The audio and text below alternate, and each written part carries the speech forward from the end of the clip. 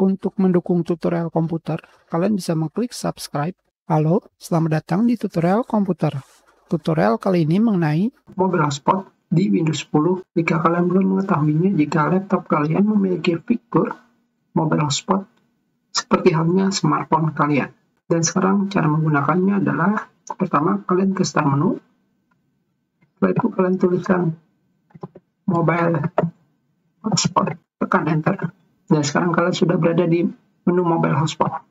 Sekarang kita perbesar. Dan di sini kalian bisa mengganti nama hotspot kalian dan juga password. Sekarang kita pilih edit.